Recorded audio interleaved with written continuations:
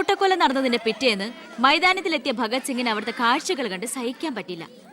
ചോര പുരണ്ട ഒരു പിടി മണ്ണ് കയ്യിലെടുത്ത് ആ ബാലൻ പ്രതിജ്ഞ ചെയ്തു, ഞാൻ എന്നെ തന്നെ രാജ്യത്തിനായി സമർപ്പിക്കുന്നു. എന്താ അവിടെ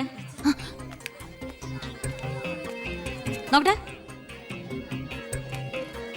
എവിടുന്നത് ചോദിച്ചാടില്ലേ?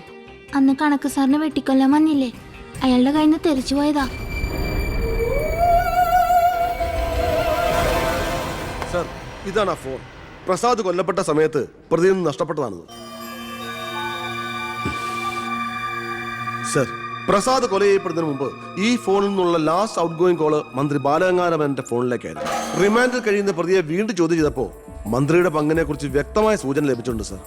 അത് മാത്രമല്ല സർ, മണിമലയാർ ഡാം അഴിമതി കേസിൽ 2 വട്ടം നോട്ടീസ് അയച്ചിട്ടും മേനോ ഹാജരായിട്ടില്ല. തനിക്കിതൊന്നും ബാധമല്ല എന്ന മട്ട മേനോനുള്ളത്. ഇപ്പൊ വാറന്റ് ഇഷ്യൂ ഉണ്ട്. എങ്ങനെയാണോ തന്റെ അച്ഛനെ ഇതിൽ നിന്നൊന്ന് രക്ഷപ്പെടുത്തിയെടുക്കുക? അച്ഛൻ ശിക്ഷിക്കപ്പെടണമെന്ന് ലോകത്ത് ഒരു മകനും ആഗ്രഹിക്കില്ല, ഞാനും. പക്ഷെ ആര് കുറ്റം ചെയ്താലും ശിക്ഷിക്കപ്പെടണം സാർ, പ്രത്യേകിച്ച് ജനങ്ങൾക്ക് മാതൃകയാകേണ്ടവർ. ശിക്ഷയിൽ നിന്ന് രക്ഷപ്പെടുമ്പോഴാണ് വീണ്ടും വീണ്ടും തെറ്റുകൾ ചെയ്യാനുള്ള ആത്മധൈര്യം കൂടുന്നത്. ഇത് അച്ഛനെ രക്ഷപ്പെടുത്തലായി നമുക്ക് കണക്കാക്കാം. തെറ്റുകൾ തിരുത്താനും പശ്ചാത്തപിക്കാനുള്ള ഒരു അവസരം. ഒരുപക്ഷെ ഇതിലൂടെ ഒരു മനമാറ്റ അച്ഛനുണ്ടായാൽ. അല്ലേ സാർ?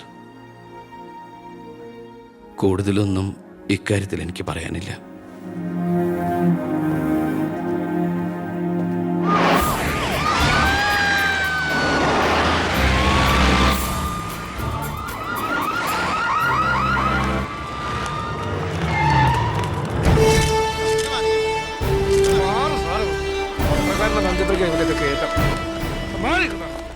നിങ്ങളോട് വെയിറ്റ് ചെയ്യൂ സർ. അച്ഛാ, ഹർഷം വരുന്നു. അച്ഛാ, മുഖ്യമന്ത്രിയുടെ ഓർഡർ കൈ കിട്ടി അല്ലേ? അച്ഛനെ അറസ്റ്റ് ചെയ്യാൻ മരുമകന് ഡ്യൂട്ടി. അവറാച്ചൻ കളിക്കട്ടോ, കളി അവിടെ വരെ പോകുന്ന കാണാം നമുക്ക്. അച്ഛനെ കോടതിയിലേക്ക് കൊണ്ടുപോയാൽ മതി. ജാമ്യത്തിനുള്ള ഏർപ്പാടൊക്കെ ഞാൻ ചെയ്തിട്ടുണ്ട്. വക്കീലുമായി ജോസ്പേട്ടൻ കോടതി വെയിറ്റ് ചെയ്യാ. നീ എങ്ങനെ എന്നെ കൊണ്ടുപോകുന്ന? കാറിൽ ഫോളോ ചെയ്താൽ മതി. കാറിലോ? എന്റെ പട്ടി വരും. പോലീസ് ജീപ്പിന്റെ പിന്നിലിട്ട് തന്നെ എന്നെ കൊണ്ടുപോകണം. അതിനു മുമ്പ് ഈ മുറ്റത്തിട്ട് എന്നെ തല്ലി ചതയ്ക്കണം, മുടുമുണ്ട് വലിച്ചു പറിക്കണം. പിന്നെ പത്രക്കാരോ ചാനലുകാരോ ചോദിച്ചു കഴിഞ്ഞാൽ മുഖ്യന്റെ സ്പെഷ്യൽ ഓർഡർ ആണെന്നൊക്കെ പറഞ്ഞേക്കണം. ഇതൊന്നും നീ ചെയ്യണ്ട, പോലീസുകാരെ കൊണ്ട് ചെയ്യിച്ചാൽ മതി. അയ്യോ, ഓ, ഇത് മുഖ്യമന്ത്രിയെ താഴെ ഇറക്കാനുള്ള കുശാഗ്രമതി ഇല്ലേ? എന്റെ പൊന്നെ, ഞാൻ എന്തുവായി കേൾക്കുന്നത്? ഗുരു എന്നെ ഒന്ന് അനുഗ്രഹിച്ചാട്ടെ. അനുഗ്രഹമൊക്കെ അവനോട് വാങ്ങിച്ചാൽ അയ്യോ, ബുദ്ധി. കാര്യങ്ങളൊക്കെ നമ്മുടെ പോലീസുകാരോടൊന്ന് പറഞ്ഞേക്കാം. ജയ്,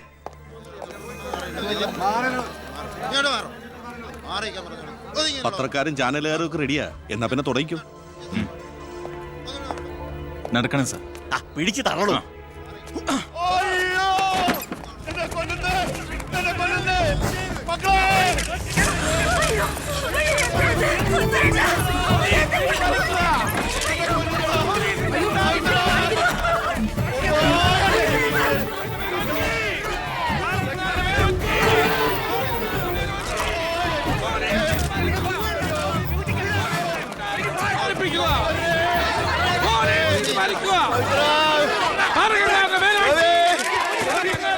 എന്ത് പോക്കറ്റമാണോ കാണിക്കുന്നത്? ഒരു മിനിസ്റ്ററല്ലേ അദ്ദേഹം? വീട്ടിൽ കയറി അനാവശ്യം കാണിക്കാതെ ബഹളം ഉണ്ടാക്കരുത്. ഇത് chief minister order. Chief minister order.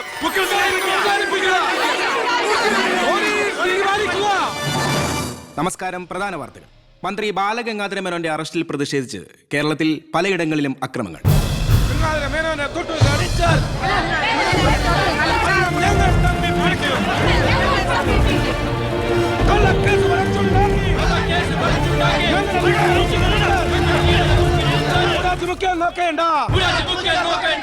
ഇപ്പോൾ കിട്ടിയത് അറസ്റ്റിലായിരുന്ന വിദ്യാഭ്യാസ മന്ത്രി ശ്രീ ബാലഗംഗാധര മേനോന് കോടതി ജാമ്യം അനുവദിച്ചു.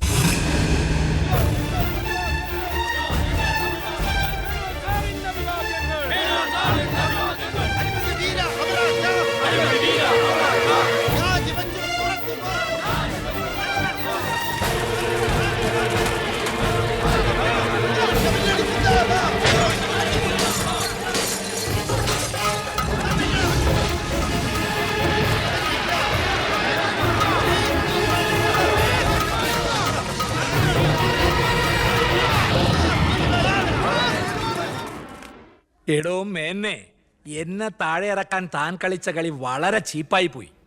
അവറാച്ചൻ എന്താ ഈ പറയുന്നേ? ഒന്നും പറയണ്ട, സൂത്രധാരൻ താനാണെന്ന് എനിക്കറിയാം. താൻ ഒന്നോർത്തോ, തനിക്കെതിരെയുള്ള വജ്രായുധ എന്റെ കയ്യിലുണ്ട്. ഞാൻ അതെടുത്ത് പ്രയോഗിക്കാൻ പോവുക. പ്രധാന വാർത്തകൾ. കേരള മുഖ്യമന്ത്രി PK എബ്രഹാം രാജിവെച്ചു. നിയമസഭ പിരിച്ചുവിടാൻ ഗവർണറുടെ ശുപാർശ. അവറാച്ചൻ രാജിവെച്ച് ഒഴിഞ്ഞാ പോരെ, മന്ത്രിസഭ പിരിച്ചുവിടേണ്ട വല്ല കാര്യമുണ്ടോ? പോണ പോക്കിലെല്ലാം തൊലയട്ടെ എന്ന് കരുതി കാണും. ഉത്തരത്തിലിരിക്കുന്ന എടുക്കാൻ പോയി ഇപ്പൊ കക്ഷത്തിരുന്ന പോയില്ലേ? ഞാൻ ഉദ്ദേശിച്ച നാളത്തെ പത്രവാർത്തകളെയാണ്. ഇപ്പോൾ കിട്ടിയ വാർത്ത: കേരള നിയമസഭ പിരിച്ചുവിട്ടു, തെരഞ്ഞെടുപ്പ് ഉടൻ. ഇനിയൊരു തെരഞ്ഞെടുപ്പിനെ നേരിടാനോ മുഖ്യമന്ത്രിയാവാനോ ഞാനില്ല. അതെന്താ, KDF-ന് ഭൂരിപക്ഷം കിട്ടില്ല എന്ന് കരുതിയിട്ട്? അല്ല, ഒന്നുകൂടി ആലോചിച്ചിട്ട്. ഇല്ലടോ, എനിക്ക് മടുത്തു. വേണ്ട, ഞാൻ നിർബന്ധിക്കുന്നില്ല. അപ്പൊ പിന്നെ അടുത്ത മുഖ്യമന്ത്രി എന്താ ഇത്ര സംശയം? താൻ തന്നെ. എന്താ, എന്തു പറ്റി? ഒന്നുമില്ല. ഇനി മുഖ്യമന്ത്രി സ്ഥാനത്തേക്ക് പറ്റിയ ഏക നസ്രാണി താൻ മാത്ര. മുഖ്യമന്ത്രി തൊമ്മൻ ചാക്കോ. ഞാനിത് സ്വപ്നത്തിൽ പോലും ആഗ്രഹിച്ചിട്ടില്ല. ഒന്ന് ചുമ്മാ പോടോ. ഞാൻ മാറണമെന്ന് താൻ മനസ്സുകൊണ്ട് ആഗ്രഹിച്ചിട്ടില്ലടോ തനിക്ക് മുഖ്യമന്ത്രിയാവാൻ. ഞാനോ? എന്താ ഈ പറയണേ? Excuse me sir. വാ വാ വാ. എന്തിനാ സാർ എന്നെ അത്യാവശ്യമായിട്ട് വിളിപ്പിച്ചത്? സന്തോഷമുള്ള ഒരു കാര്യം പറയാനാ വിളിപ്പിച്ചത്. പറയട്ടോടോ. തന്നെ ചിറ്റാരിക്കര മണ്ഡലത്തിലെ സ്ഥാനാർത്ഥിയാക്കണമെന്ന എല്ലാവരുടെയും താല്പര്യം. എന്താ? അപ്പൊ അച്ഛൻ? എടോ, മേനോന്റെ പേരിൽ അഴിമതി ആരോപണവും കേസും ഒക്കെ ഉള്ള നിലയ്ക്ക് 8 നിലയിൽ പൊട്ടുമെന്ന കാര്യത്തിൽ സംശയമില്ല. നമ്മുടെ മുന്നണിക്ക് ഭൂരിപക്ഷം കിട്ടുമെന്ന് ഉറപ്പില്ലാത്ത സാഹചര്യത്തിൽ ഒരു സീറ്റ് കളഞ്ഞു കുളിക്കാൻ പറ്റില്ല. താൻ ഒന്നുകൊണ്ടും പേടിക്കണടോ, താൻ ജയിക്കും. വർക്ക് തുടങ്ങിക്കോ. ഒരു MLA ആകണമെന്ന മോഹമൊന്നും ഇതുവരെ ഉണ്ടായിട്ടില്ല. എങ്കിലും പാർട്ടിയുടെ തീരുമാനം ഞാൻ ആദരവോടെ സ്വീകരിക്കുന്നു. All the best. Thank you sir. ജയിച്ച് MLA ആവുമ്പോ എന്നെ മുഖ്യമന്ത്രിയാക്കാൻ കൂടെ നിൽക്കണേ.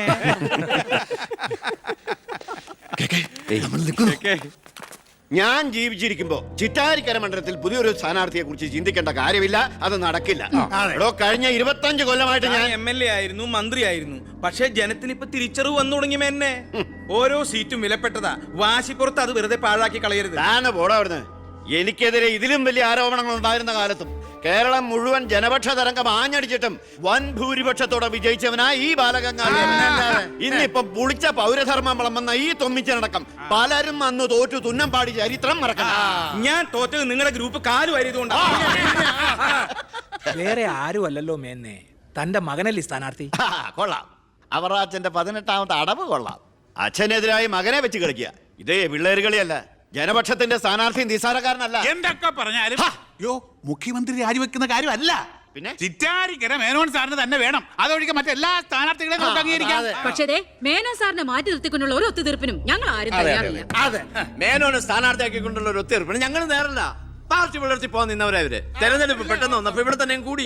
ഈ മുന്നണി വിട്ട് എന്നാൽ പൂ വിട്ട് സ്വീകരിക്കും ജനപക്ഷ മുന്നണി. എന്റെ ഗ്രൂപ്പിന് KDF-ൽ കിട്ടുന്നതിനേക്കാൾ കൂടുതൽ സീറ്റ് കിട്ടുകയും ചെയ്യും.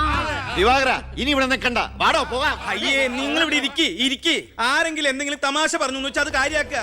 ചിറ്റാരിക്കരയിൽ മേനോൻ തന്നെ സ്ഥാനാർത്ഥി. അപ്പം നമ്മൾ ഗ്രൂപ്പെല്ലാം മറന്ന് തെരഞ്ഞെടുപ്പിനെ ഒറ്റക്കെട്ടായി നേരിടുന്നു. ഇനി എല്ലാവരും ഒന്ന് കൈയടിച്ച് പാസാക്കി.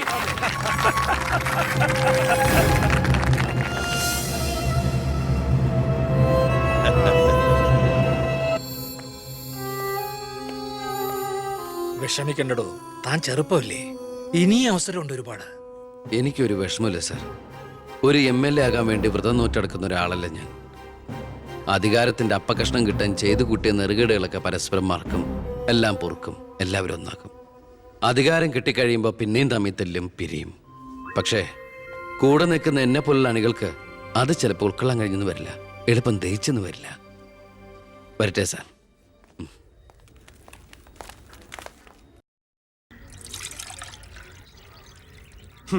പാർട്ടി പോകാൻ പറ. അവരവരുടെ സീറ്റ് നിലനിർത്താൻ വേണ്ടി എല്ലാം മറന്ന് അവരൊന്നായി. തന്തയ്ക്ക് പറക്കാത്ത വർക്കം. ഈ നാറിയ രാഷ്ട്രീയ വ്യവസ്ഥയാണ് എതിർക്കേണ്ടതും പൊളിക്കേണ്ടതും. ഞങ്ങളുടെ ഒരു അഭിപ്രായം പറയട്ടെ, നീ സ്വതന്ത്രനായിട്ട് മത്സരിക്കണം. ശക്തമായ 2 മുന്നണികൾക്കെതിരെ മത്സരിക്കാനോ? എന്നിട്ട് കെട്ടിവെച്ച കാശിന് അവിടെ പോകും. ജയിക്കാൻ വേണ്ടിട്ടല്ല, പിന്നെ യൂത്തിന്റെ പ്രതിഷേധം അറിയിക്കാനാ. എന്നാലും അച്ഛനെതിരായിട്ട്. അച്ഛനെതിരായിട്ടല്ല, അച്ഛന്റെ രാഷ്ട്രീയ നയങ്ങൾക്കെതിരായിട്ടാണെന്ന് എപ്പോഴും നീ പറയാറില്ലേ, അതുകൊണ്ടാ. പോലീസുകാർക്ക് രാഷ്ട്രീയം പാടില്ലെന്നാ. എങ്കിലും ഒന്ന് പറയാം, ഞാൻ ഇവരുടെ അഭിപ്രായത്തോട് പൂർണ്ണമായി യോജിക്കുന്നു. എന്താടോ, മത്സരിച്ചുകൂടെ? അധികാരമില്ലാതെ താൻ ഇവിടെ കിടന്ന് വിളിച്ചു കൂവിയിട്ടും പോരാടിയിട്ടും ഇവിടെ ഒരു മാറ്റവും സംഭവിക്കാൻ പോകുന്നില്ല. തന്നെ പോലെ സാമൂഹ്യ ബോധവും നിശ്ചയദാർഢ്യവും തൻ്റെ ഉള്ളതിന് മുമ്പിൽ നെഞ്ചു വിരിച്ച് നിന്ന് സല്യൂട്ട് ചെയ്തിട്ട് ഒരൊറ്റ ദിവസമെങ്കിലും അന്തസ്സോടെ ജോലി ചെയ്യണമെന്ന് ആഗ്രഹം ഉണ്ടോ? പിന്നെ ഈ ജയവും പരാജയവും ഒക്കെ നമ്മൾ ദൈവത്തിന് വിടുന്നു. 1000 വോട്ടേ തനിക്ക് കിട്ടിയുള്ളൂവെങ്കിലും ആ 1000 പേരും തൻ്റെ ഒപ്പമാ, തൻ്റെ നേതൃത്വം അംഗീകരിച്ചവരാ. അത് മതിയടോ. സാർ ഞാൻ വേണ്ട, താൻ ഒന്നും പറയണ്ട. ഇത് ഞങ്ങളുടെ തീരുമാനം, അനുസരിക്കണം. ഞങ്ങളുണ്ട് കൂടെ.